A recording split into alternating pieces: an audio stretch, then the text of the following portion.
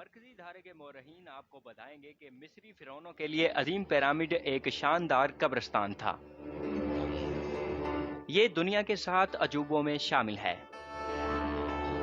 ये एक नाकाबिले यकीन ढांचा है। ये रियाजी और इंजीनियरिंग के निहायत पेचीदा असूलों के बिल्कुल ऐन मुताबिक बनाया गया है। मसला ये है कि ये सिर्फ एक पिरामिड नहीं बल्कि इसमें और भी आर्ट मौजूद हैं। यहाँ गैर मामूली डिजाइनिंग है, मुकम्मल तौर पर हवाबंद दीवारें और मम्मियों के सजाए हुए ताबूत। इसको अंदर से ऐसे यूनिक मटेरियल से बनाया गया है, वही मटेरियल जिससे इस जदीद दौर में बिजली बनाई जाती है। अब यह हकाइक सामने आ चुके हैं कि मिस्र के पिरामिड बादशाहों को दफनाने के लिए इस्तेमाल नहीं किए जाते थे, बल्कि इनका बहुत बड़ा मुफीद मकसद था। गीजा के पिरामिड में कब्रिस्तान नहीं बल्कि एक बहुत बड़ा पावर प्लांट था और यह अपने इर्द गिर्द के इलाकों के लिए बिजली पैदा करता और सप्लाई भी करता था। मौरहीन आज भी ये सोचने पर मजबूर हैं कि इस कदर साइंस में तरक्की करने वाली ये तहजीब लाजवाल हो जानी चाहिए थी, मगर वो तहजीब नीस्तो नाबूद कैसे हुई। शुरू से समझने के लिए ये जान लेना जरूरी है, वो लोग सिर्फ यादगारें बनाने में इतनी मेहनत नहीं कर रहे थे। गीजा के पिरामिड कम नहीं हैं, बल्कि मिस्र और पूरी दुनिया में तकरीबन 118 पिरामिड बनाए गए थे। इन इब्तदाई तहजीबों ने इतने बड़े पिरामिड कैसे बनाए? हमारी मौजूदा मालूमात के मुताबिक इब्तदाई तहजीबों ने इन्हें 20 साल के अरसे में बनाया और 24 घंटे 20,000 कारकुनों ने इस पर काम किया। मौरहीन आज भी साबित नहीं कर पाए कि किस तरह उन्होंने इसे तामीर किया। मरने वालों के लिए इतनी आरामदेह जगह बनाना इतना अहम नहीं हो सकता, वो भी इंजीनियरिंग के बिल्कुल ऐन मुताबिक। यहाँ ये जान लेना बहुत जरूरी है कि यहाँ कब्रों जैसी कोई चीज नहीं। क्या यहाँ सिर्फ लाशें दफन करने के लिए इंजीनियर हजरात को बुलाया गया ताकि यहाँ लाशें खड़ी भी की जा सकें? बिल्कुल नहीं।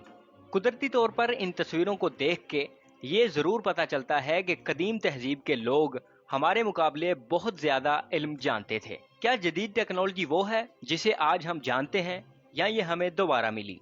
क्या उस कदीम दौर में इस्तेमाल की गई टेक्नोलॉजी को हम सदियों बाद जान पाएंगे जिसे इसमें इस्तेमाल किया गया था? आज सदियों बाद हमने बिजली इस्तेमाल की, मगर फिर ये साबित हुआ कि कदीम सकाफत के अलमबरदार वो लोग भी बिजली के इस्तेमाल के बारे में जानते थे। इस बात का यकीन करने के लिए आपको दूसरे केस की जानिब लिए चलते हैं, जिसे हम पहले इस्तेमाल करते थे मगर बाद में भूल गए। हम जानते हैं कि एडिसन और टेस्ला ने 20वीं सदी में बिजली को आम इस्तेमाल में लाया। 1934 में इराक में 3 चीजें, सेरामिक बर्तन, तांबे और लोहे के राड पर मुश्तमिल बैटरी मिली। इनको जोड़ने पर जब इनमें माया एसिड के साथ केमिकल रिएक्शन तैयार किया गया तो इससे बिजली पैदा हुई। 2000 साल पहले बनाई जाने वाली इस बैटरी को बगदाद बैटरी के नाम से जाना जाता है। इसकी दरियाफ्त के 10 साल बाद जब किसी ने इसमें अंगूर का रस डाला तो उससे चंद वोल्ट बिजली कामयाबी से पैदा कर ली गई। इस अमल को डिस्कवरी चैनल के प्रोग्राम मिथबास्टर में दिखाया गया और तजुर्बा भी किया गया। तांबे और लोहे के दरमियान इलेक्ट्रोकेमिकल रिएक्शन से 4 वोल्ट बिजली पैदा हुई। आजकल आप इन कीमियाई असूलों को इस्तेमाल में लाते हुए खुद ऐसी बैटरी बना सकते हैं। मौरहीन का ये ख्याल है कि हजारों साल पहले लोगों को इस टेक्नोलॉजी का इल्म कैसे हो सकता है। ये आसारे कदीमा में मिलने वाली तस्वीरें सिर्फ इत्तेफाक हैं, लेकिन इस बात से ताज्जुब होता है कि ऐसी मूर्तियों पर सोना चढ़ाना सिर्फ बिजली के इस्तेमाल से ही मुमकिन है। Shock proof technology, 20 degree centigrade temperature, alignment के लिए एरियल व्यू, तांबे, लोहे और जिप्सम का इस्तेमाल, क्या ये महज इत्तेफाक था या कोई ऐसा राज जिसको आज भी पूरी तरह समझा नहीं जा सका? इसी राज से पर्दा उठाने के लिए न्यूज अलर्ट के साथ रहिए इस सफर पर।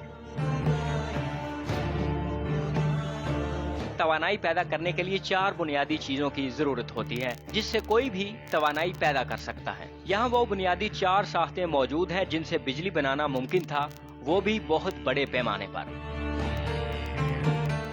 शुरू करने के लिए पिरामिड की सुरंगों के जावियों पर नजर दौड़ाते हैं, जो कि ऊपर भी हैं और गहरी जमीन तक जाती हैं। ये सिर्फ लोगों के दाखिल होने के लिए या रूहों को आसमान पर ले जाने के लिए नहीं बनाई गई, और न ही इतनी बड़ी शाफ्ट को मकबरे के लिए बनाया गया था। हम आज सदियों बाद जान चुके हैं कि इसके किनारे पर दरवाजे थे जो 20 टन से जायद वजनी थे, जो कि मौजूदाती तौर पर ऐसे इंजीनियर ने इस तरीके से डिजाइन किए थे जो सिर्फ एक हाथ के धक्के से खुल जाते थे। यहाँ पर आज तक कोई भी कब्रिस्तान दरियाफ्त नहीं हुआ और ये ममीज को देखने के लिए दाखिली दरवाजे नहीं थे।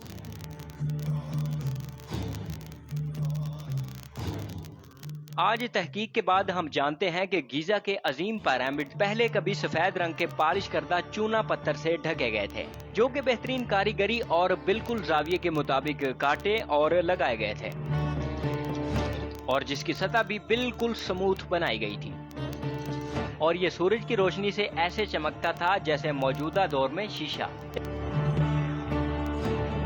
इसकी साख्त के अंदर कुछ खला मौजूद थे जो बाद में आने वाले जल्जलों की वजह से टूट कर गिर गए और लोगों ने इन्हें चुरा कर अपने घरों और दीगर जगहों पर लगा लिया। आज पिरामिड का जो ढांचा हमें दिखाई देता है वो इसकी अंदरूनी साइड है, जो पहले चूना पत्थरों से कवर थी, जिससे पिरामिड के अंदर का दर्जा हरारत हर मौसम में 20 डिग्री सेंटीग्रेड ही रहता है।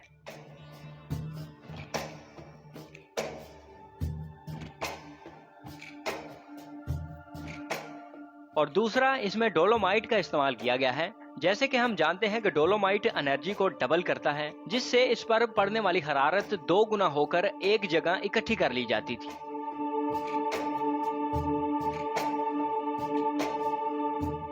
पिरामिड में ज़ेरे जमीन ग्रेनाइट की सुरंगें बनाई गई हैं जो कि रेडियो एक्टिव हैं। ग्रेनाइट धात के साथ क्वार्टिज क्रिस्टल को लोहे के साथ लगाया गया है जो बिजली का बहुत अच्छा कंडक्टर है। ये बिजली को प्रेशर से पैदा करता है। जैसे कि आजकल कलाइयों में बांधे जाने वाली घड़ी को सिर्फ इंसान की हरकत से चार्ज किया जाता है। हकीकत में इस पिरामिड के अंदर प्रेशर से बिजली बनाने वाला सिस्टम लगाया गया था, जो कि बार बार दबाव से लगातार बिजली पैदा करता था।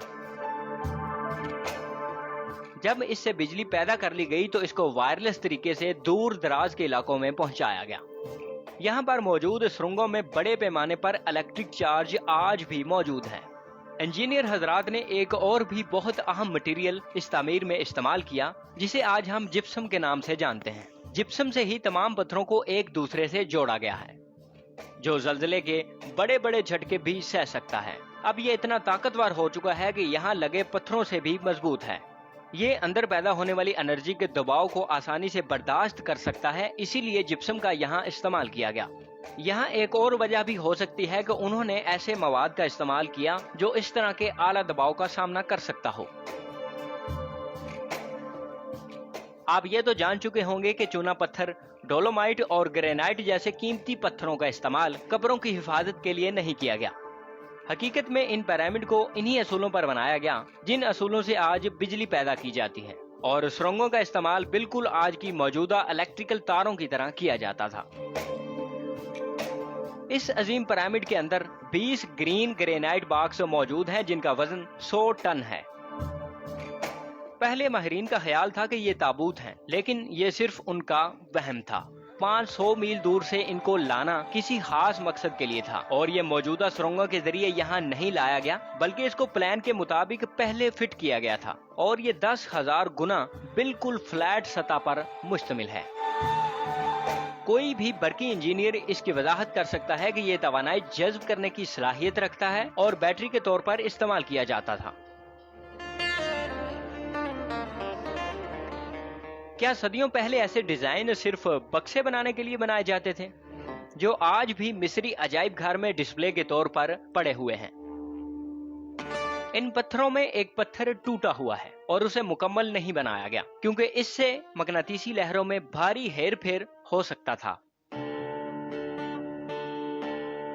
लिहाजा इस बात के वाज़े सबूत मौजूद हैं कि यहाँ बिजली का इस्तेमाल किया जाता था।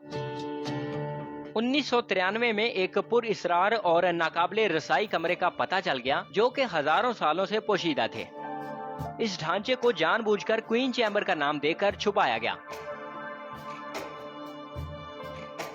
आखिर 2011 में एक छोटा सा रिमोट कैमरा राज खोलने के लिए इसके अंदर भेजा गया, लेकिन क्या वहां कोई मम्मी मौजूद थी? शायद नहीं, बल्कि यहाँ एक तांबे से बना बहुत बड़ा रॉड मौजूद था और दीवार पर बने निशानात से वाज़ेह हो गया था कि ये वायरिंग डायग्राम ही है।